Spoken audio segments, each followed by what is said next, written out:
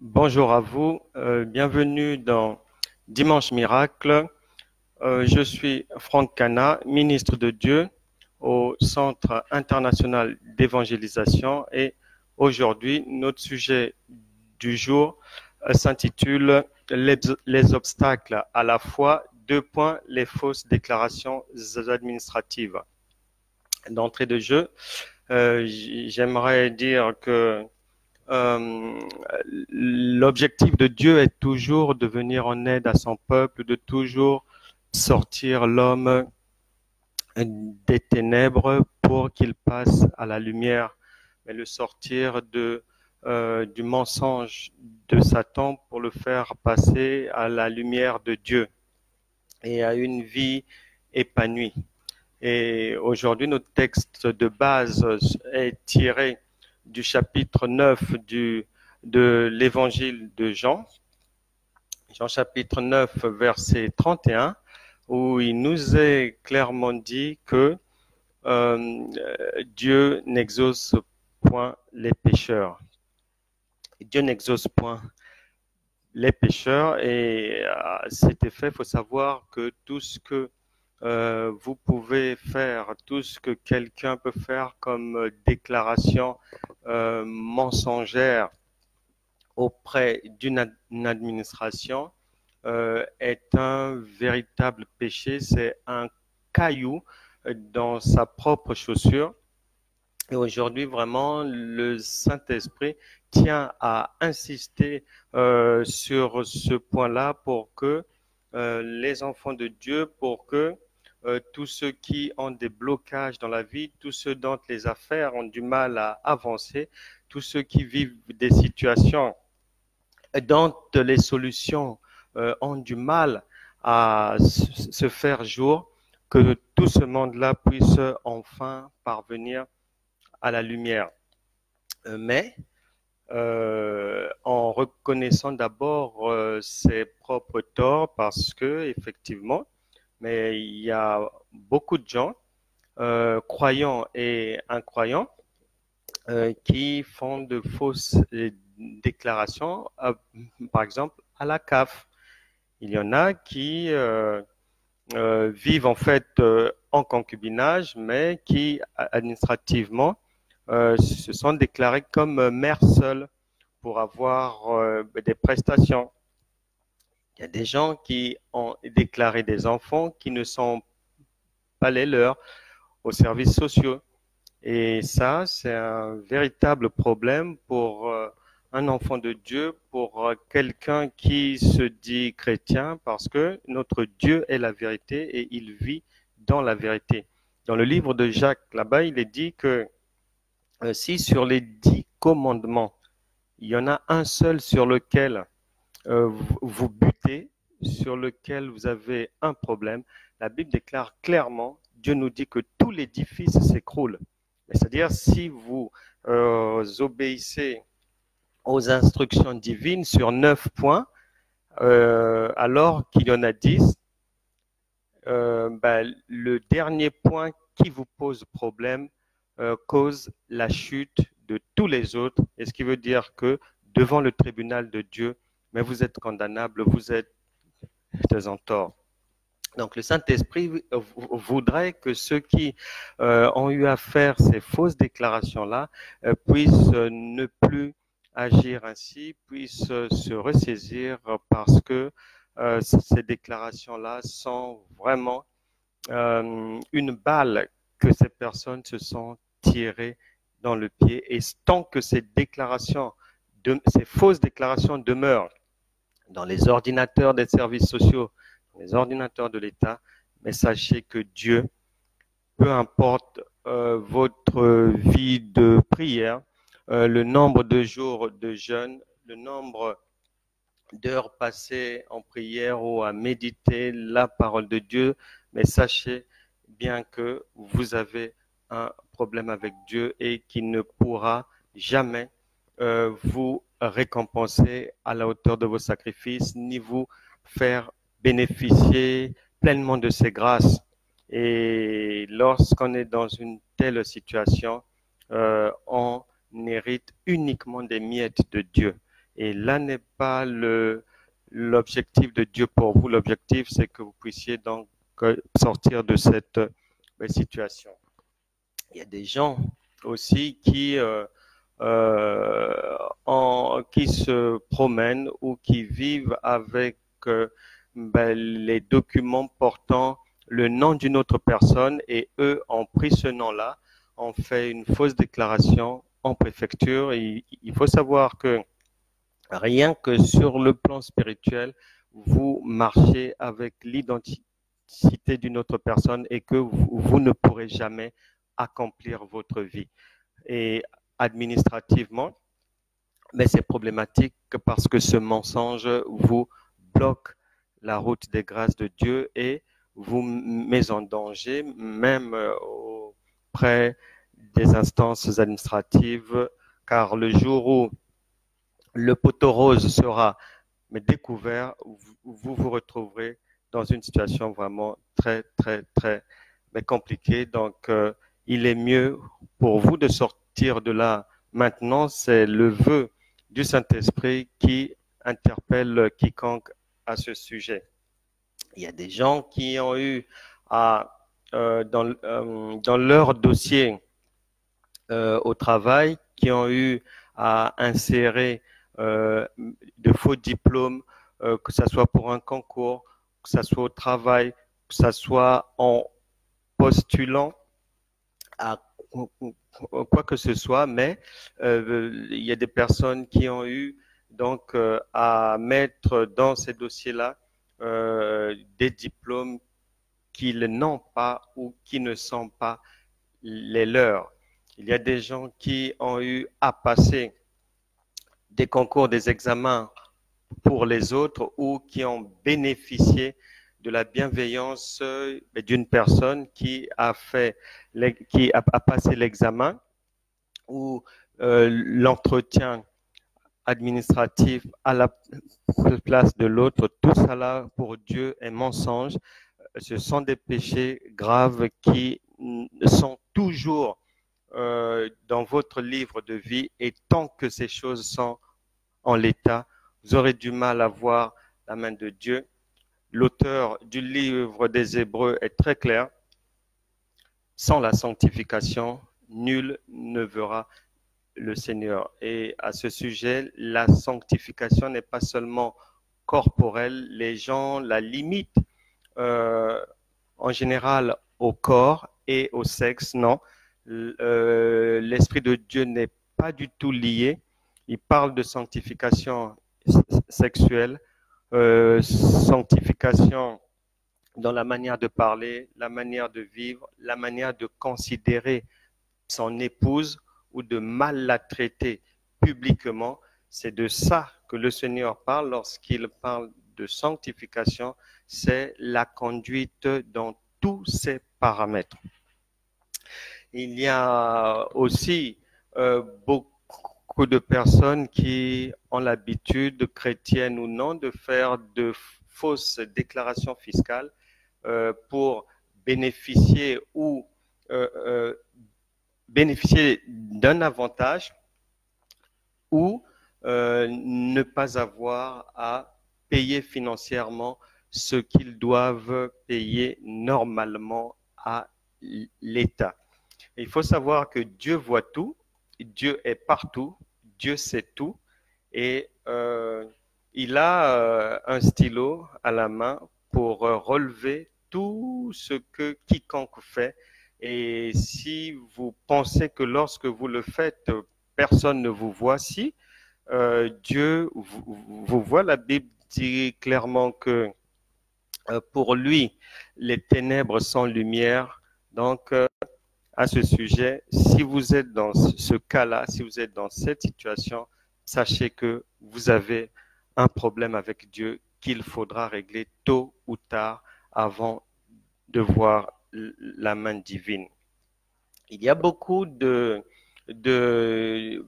personnes chrétiennes et aussi des servantes de Dieu, des serviteurs de Dieu, des ministres de Dieu qui sont concernés par tout ce que je suis en train de relever maintenant.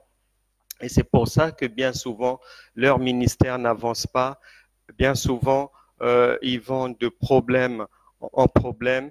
Et ces actes-là, ces cailloux dans leurs chaussures, mais conduisent à des rébellions dans leur ministère, à la désobéissance des enfants, mais conduisent même à des problèmes dans les quatre murs de leur maison, et que lorsque on est dans ces situations-là, mais le ministère ne pourra jamais marcher, le travail n'avancera jamais. N'oubliez pas que beaucoup ont posé des questions à Jésus-Christ, beaucoup de questions, et il leur a répondu à ce sujet, au sujet des serviteurs de Dieu, que en ce jour-là, nombreux viendront dire, Seigneur, j'ai fait ceci, j'avais fait tel miracle en ton nom, j'ai fait ceci, cela, mais Jésus-Christ dira, et il l'a dit, que je ne vous ai jamais connu. Donc, attention serviteurs, attention servantes de Dieu, la repentance, elle est la bienvenue, mais elle ne suffit pas. Et je vais bien l'expliquer un peu plus loin. Elle ne suffit pas à enlever cet écueil-là.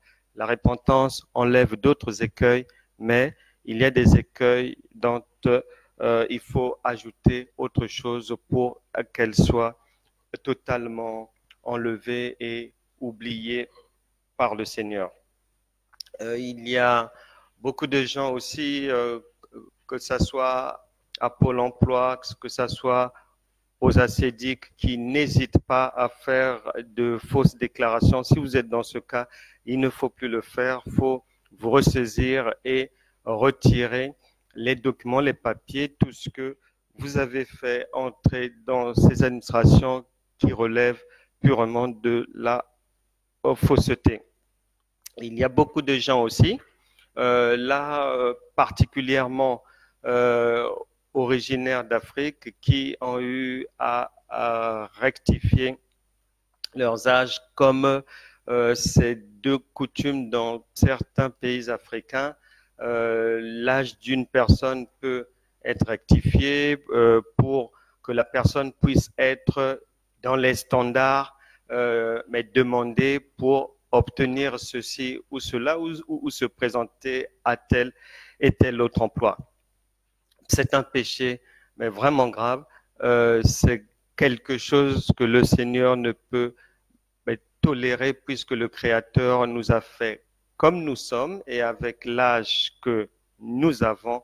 Alors il n'y a pas lieu de rectifier son âge, de baisser son âge, et toute personne qui ont eu à faire cela, mais sachez que vous avez un problème. Votre dossier est bel et bien devant le tribunal de Dieu à ce sujet-là. J'ai été très, très surpris. Un jour, j'ai rencontré une personne qui avait eu à briller par ce genre d'attitude.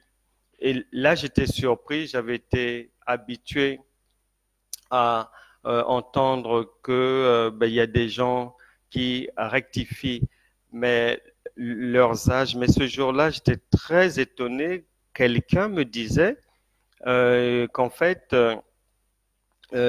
après son baccalauréat, il avait postulé à une bourse d'études. Et cette bourse d'études-là, il y avait un âge maximum au-dessus duquel on pouvait pas prendre les dossiers des gens. Alors, la personne avait fait quoi? J'étais très étonné de cela. Elle avait augmenté son âge, oui, parce qu'il fallait. Il y avait un âge maximum, mais il y avait un âge minimum, et lui n'atteignait pas le minimum, donc son âge avait été rectifié. En général, c'est vers le bas, mais là, c'était vers le haut, donc j'étais très, très surpris d'apprendre ça. Et ça aussi, c'est quelque chose de grave, c'est un péché que le Seigneur ne peut laisser passer et qu'il faudra vraiment rectifier si vous êtes dans ce cas-là. Il y a beaucoup de situations que nous observons dans les sociétés et autres, et bon nombre de personnes ont eu à faire de fausses déclarations au cadastre, soit pour acheter un terrain, un bien, ou soit pour s'accaparer du terrain d'autrui. Sachez que c'est un feu ardent que vous avez mis sur votre tête, mais surtout si vous avez bâti un logement sur ce terrain, ou surtout si vous occupez le logement en question, ou vous bénéficiez des loyers de ce logement que vous avez mis en location. C'est un problème avec Dieu qu'il faudra vraiment dans les plus brefs délais mais solutionner, parce que vous ne pouvez pas être agréable à Dieu dans ces cas-là, et que votre foi est une foi qui ne peut être reconnue par le royaume des cieux, parce que entachée de mensonges, entachée de fraude, entachée d'irrégularité. Alors, la liste est longue des fausses déclarations administratives qui se font dans nos sociétés, et dans lesquelles même les chrétiens brillent malheureusement de nos jours. Alors, les conséquences à tout cela, les conséquences sont quand même graves. Première conséquence, mais la perte du salut. Donc, il n'y a pas de salut. N'oubliez pas que la Bible déclare, la Bible dit, dans le livre de Jean chapitre 8, à partir du verset 36, ce que le Seigneur veut nous faire comprendre en disant que si le Fils vous affranchit, vous serez réellement libre.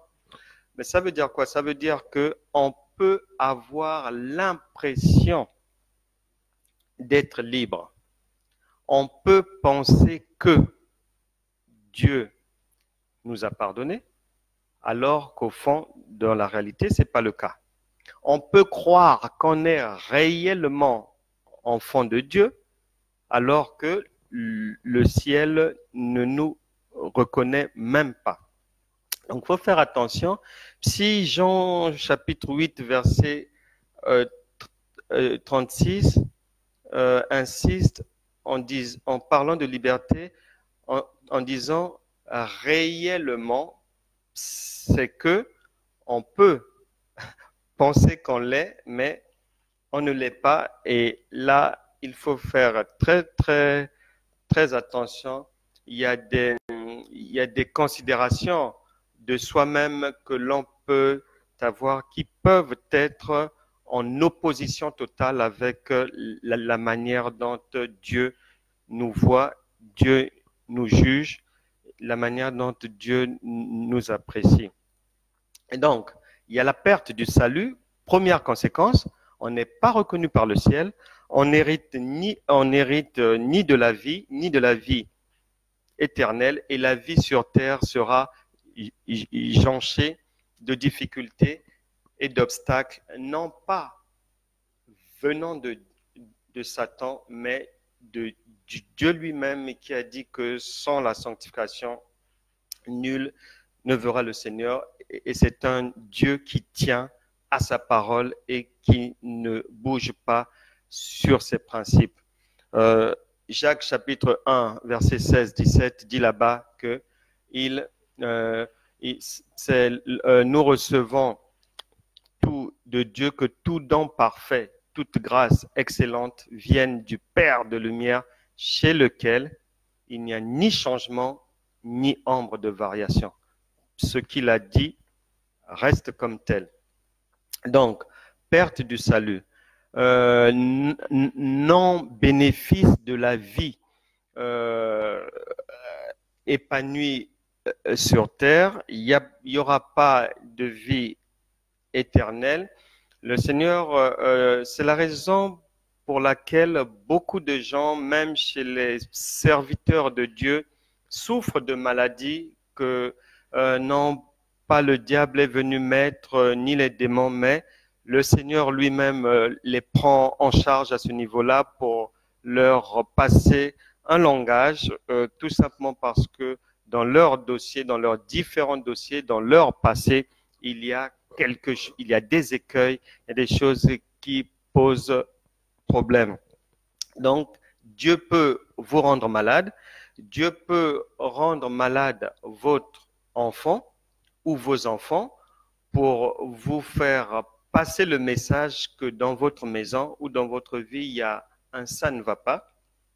Lorsque vous avez par exemple un dossier professionnel dans lequel il y a des faux diplômes, faux actes de naissance, de fausses déclarations et autres, mais sachez que le Seigneur va bien s'occuper de vous à travers vos collègues, à travers vos supérieurs, en faisant en sorte que vos relations avec ces gens-là soient vraiment exécrables. Et des fois, quand vous avez des problèmes au travail, un démon n'est pas derrière ça, Satan n'est pas derrière ça, mais réfléchissez bien, examinez-vous vous-même. Il peut se trouver que le nœud du problème se trouve dans tout ce que vous avez émis comme déclaration auprès de votre employeur. Il y a aussi les punitions. Parmi les punitions, il y a le divorce. Donc Dieu peut vous punir en mettant, alors que quelque temps auparavant, dans la maison, c'était chéri, chéri. Et Dieu peut, puisque vous êtes têtu, vous vous entêtez, parce qu'il n'est pas possible d'aller à l'église, d'être chrétien, de lire la Bible et de ne pas faire un examen de conscience, une introspection pour savoir, comme le dit la parole de Dieu, si l'on est toujours dans la foi. Mais c'est pas possible. Donc, devant cet entêtement-là, Dieu peut faire exploser votre couple et allumer un feu de la haine dans le foyer pour vous faire passer un message. Donc, il peut y avoir cela, mais le divorce et puis les démarches administratives elles-mêmes, Dieu peut les compliquer. Tout un tas de situations peuvent arriver dans votre vie qui sont la conséquence de ces écueils qui jonchent votre passé, qui jonchent vos déclarations administratives, fiscales et autres. Alors la solution, vous allez me dire, mais la solution, elle est très simple, puisque notre Dieu, qui est le Dieu du miracle, un Dieu d'amour, un Dieu de bonté, de miséricorde, de sagesse, la solution est très simple. Lui-même, il a dit, si vous venez à moi avec un cœur, mais repentant, il est juste et bon pour vous accorder le pardon et faire en sorte que votre vie puisse être désormais ensoleillée.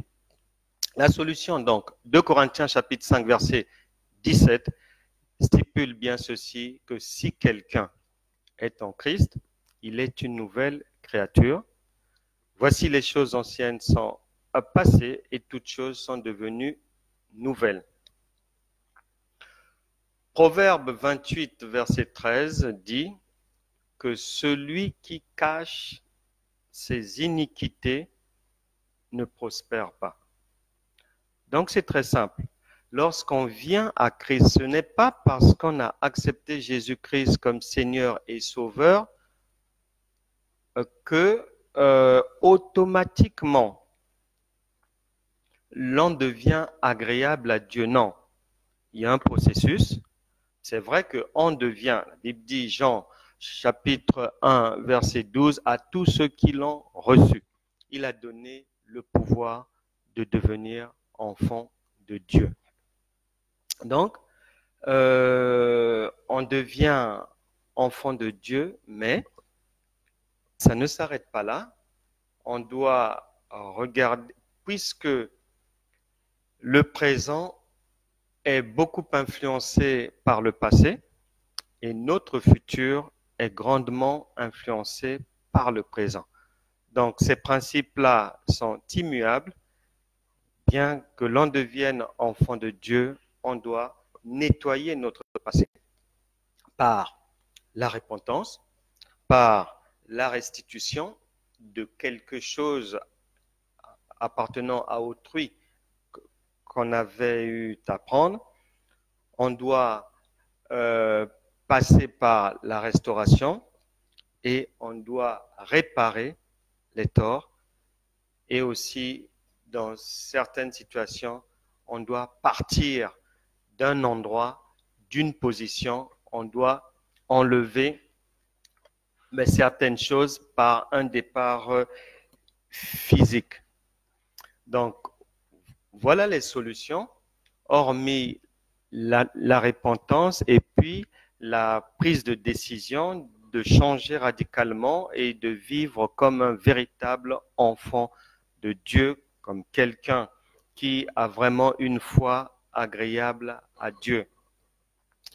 Je connais une personne, un jour je reviendrai sur son témoignage, un témoignage poignant, un témoignage merveilleux et je vous encourage, si le Saint-Esprit vous a parlé à travers ce message, à travers cette parole de Dieu, faites une autocritique, une introspection et prenez la décision de sortir du mensonge, de sortir de l'irrégularité, de quoi que ça puisse vous coûter. Si Dieu est avec vous, vous retrouverez pleinement votre dignité, votre crédibilité. Il faut sortir de cette situation qui a trop duré et c'est cette situation qui est à l'origine des blocages dans votre vie. Si vous êtes concerné par ce genre de choses. Donc la personne, je vous disais, je témoignerai un jour en ce qui concerne cette personne qui vivait avec les documents administratifs, la pièce d'identité d'une autre personne et les années sont passées comme ça, cette personne est un chrétien, mais au fur et à mesure que les mois passaient, que les années passaient, il sentait sur son cœur Dieu l'interpellait. Et sa vie n'avançait pas. Il pouvait faire des choses, il avait un boulot, un toit et autres, mais il y avait un ça ne va pas. Et lui-même reconnaissait que sa vie était comme emprisonnée, avec cette pièce d'identité ne lui appartenant pas. Il s'était vraiment retrouvé, lui-même me disait, comme dans une véritable prison, d'autant plus que lui avait fait des études et avait un bac plus 5, mais parce qu'il avait les documents d'une autre personne, il était obligé de travailler dans le bâtiment, faire de la maçonnerie et autres, parce qu'il n'avait pas de diplôme avec l'identité avec laquelle il vivait. Et chemin faisant, à la langue interpellée, réinterpellée par le Saint-Esprit, qui va venir même dans les songes, lui parler, lui conseiller la route à prendre, lui conseiller de faire demi-tour en ce qui concerne ce problème. Il va prendre son courage, il va aller voir 3 avocats différents, en fait, parce qu'il voulait. Pour lui, il fallait qu'il aille restituer à la préfecture cette pièce d'identité française qui, en fait, ne portait pas son véritable nom. Et les 3 avocats qu'il avait rencontrés, les trois vont le dissuader de faire la démarche. Il ne va pas s'arrêter là. Mais cette personne va continuer à prier pour que Dieu puisse l'accompagner dans cette démarche et la personne va même aller consulter les gens à l'OFPRA. Les gens de l'OFPRA vont le déconseiller de faire cela. Une personne de l'OFPRA, de la CIMAD, je crois, va le mettre en lien avec un ami dans une préfecture, un ami responsable, et l'ami responsable avait parlé avec la personne en lui déconseillant aussi de faire la démarche et que ça faisait des années que la personne marchait avec cette identité-là et qu'elle pouvait poursuivre la vie ainsi. Mais la Bible dit que lorsque le Seigneur parle, si vous entendez sa voix, n'endurcissez pas vos cœurs. Et cette personne n'avait pas voulu endurcir son cœur et était obligée de faire un choix entre écouter les hommes et écouter Dieu. La personne avait fait le choix d'écouter Dieu. Bref, la personne restituera la pièce d'identité à la préfecture en demandant à la préfecture de lui donner un titre de séjour à son nom. Vous ne me croirez peut-être pas, j'entrerai dans les détails de ce merveilleux témoignage un jour, mais au moment où je vous parle, cette personne est sur la voie maintenant de la nationalité française parce que la préfecture du 95 lui avait non seulement avait récupéré donc ce faux document, mais lui avait fait droit et en lui octroyant un titre de séjour en bonne et due forme au final. Je reviendrai un jour donc sur ce témoignage du ressuscité de la préfecture du 95. Pour vous encourager encore, si vous êtes dans une telle situation, j'ai lu la biographie complète. Il y a 3 livres du patriarche homme de Dieu Jean-Peter Schmidt. J'ai lu les 3 livres il y a quelque temps, toute sa biographie. Et je vais vous dire, dans l'un de ces livres, de ce bloc, il y a le témoignage suivant. Une personne était allée le voir et cette personne, en fait, avant d'aller le voir, c'est-à-dire était acculée, avait reçu des courriers de l'administration et risquait la prison. Et donc, de manière fortuite, la personne s'était retrouvée à un culte de Jean-Peter Schmidt et Jean-Peter Schmidt était en train de parler de Christ et puis des vertus chrétiennes. Et la personne, n'étant convertie mais touchée par le message, le lendemain avait cherché à rencontrer Jean-Peter Schmidt pour lui expliquer sa situation. Alors, il avait fait de fausses déclarations, une personne dans l'Est de la France, de fausses déclarations durant plusieurs années aux structures administratives, ACEDIC, Pôle emploi et autres. Donc, la personne avait bénéficié de beaucoup d'aides alors qu'elle n'en avait pas le droit. Et acculée maintenant par l'administration, sentant que l'épée de Damoclès était désormais sur sa tête, la personne cherchait le secours et va se retrouver devant Jean-Peter Schmidt. Elle expose la situation et l'homme de Dieu va réfléchir un peu et va lui dire la voie à suivre pour sortir de ce problème. Et la personne avait tellement peur que Jean-Peter Schmidt va décider d'accompagner la personne. C'était à la CAF, je crois, et de demander un rendez-vous avec le directeur de la CAF. À ce rendez-vous, Jean-Peter Schmitt accompagne la personne et il y a l'un des directeurs qui arrive, leur demander de quoi il s'agissait.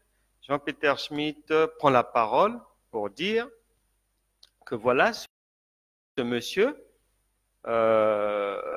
a reconnu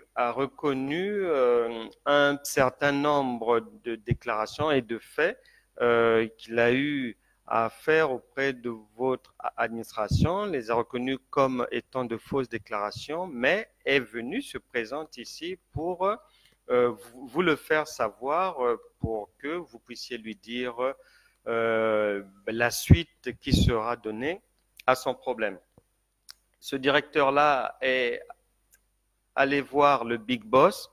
Ils ont mis du temps en réunion. Leur direction mais le monsieur avait quand même bénéficié de beaucoup d'argent, mais leur direction avait vraiment mis du temps avant que l'un des directeurs ne revienne vers Jean-Peter Schmitt et ce monsieur. Le monsieur ne voulait pas aller seul parce qu'il craignait d'être emprisonné en fait. Il craignait que l'administration fasse appel à la police. Alors quand le directeur est revenu, il va dire ceci, qu'ils se sont réunis et ils ont décidé de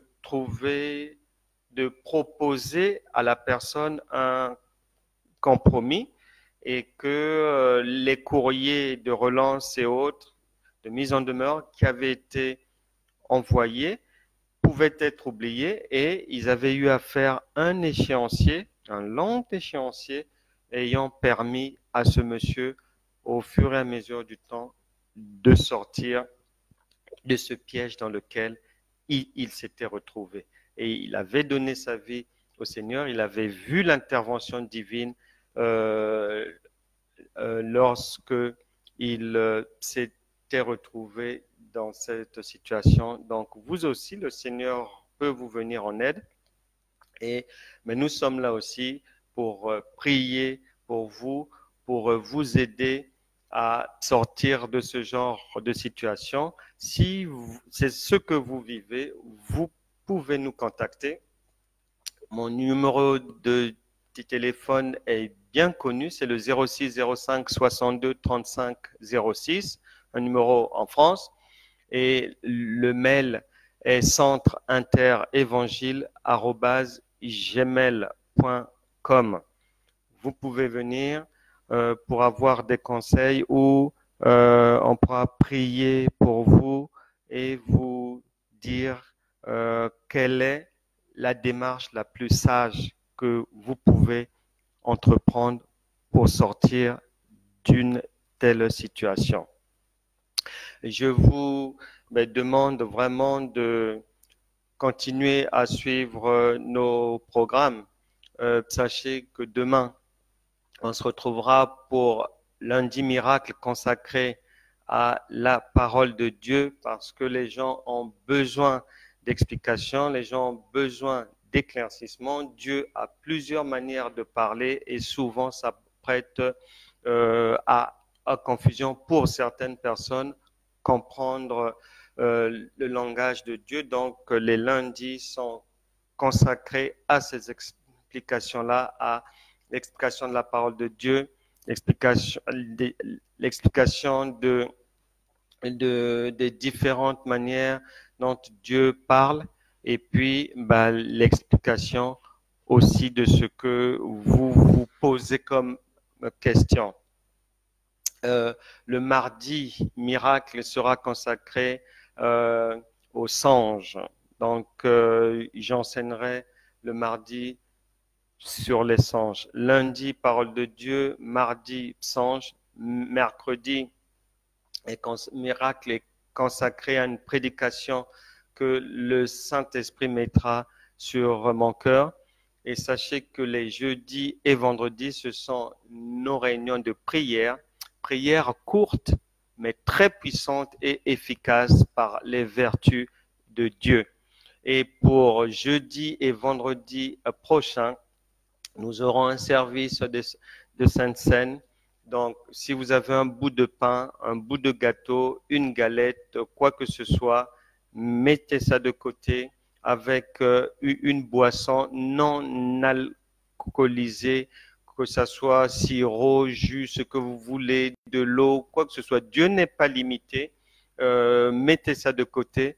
Nous prierons pour les malades et il y aura ce service-là de Sainte Seine qui apportera une délivrance totale de votre corps et si vous êtes malade, vous serez guéri. Ça, c'est pour jeudi et vendredi. Mais la Sainte Seine à faire une seule fois. Si vous la prenez le jeudi, ça ne sert pas de refaire cela le vendredi. Une fois suffit. Dieu n'est pas sourd, Dieu n'est pas aveugle et sa main n'est pas courte. Donc, pour vous, ça sera soit le jeudi ou soit le vendredi, mais quoi qu'il en soit, jeudi et vendredi prochain, nous aurons ce service de la Sainte Seine et la guérison miracle sera au bout. Dieu vous fera du bien. Je vous demande vraiment et vous encourage à partager ces éléments qui peuvent sortir quelqu'un d'une difficulté, qui peuvent lui permettre de comprendre des choses qu'elle n'avait pas encore comprises, qui peuvent lui permettre d'enfin entendre Dieu lui parler. Et vous ne savez jamais comment le Seigneur peut délivrer quelqu'un, donc il faut partager dans vos familles, dans vos cercles amicaux. L'Éternel est souverain, il agit tantôt d'une manière et tantôt d'une autre, et il se pourrait aussi que c'est votre égoïsme qui fait que vous ayez des problèmes. Donc, pensez aussi aux autres et partagez ces vidéos. Pour aujourd'hui, donc notre culte se termine ici. Je vous laisse sur cette parole de l'Éternel. Méditez-la bien. Jean chapitre 9, verset 31. Dieu n'exauce pas les pécheurs. Et Proverbe 28, verset 13, qui stipule dans son entièreté que celui qui cache ses transgressions ne prospère point, mais celui qui les avoue et les délaisse obtient miséricorde. C'était l'évangéliste Franck Cana, ministre de Dieu au Centre international d'évangélisation, dans une prédication intitulée Les obstacles à la fois deux points. Les obstacles à la fois deux points, les fausses déclarations administratives. Que Dieu vous bénisse. On se retrouve demain pour lundi miracle. Au revoir.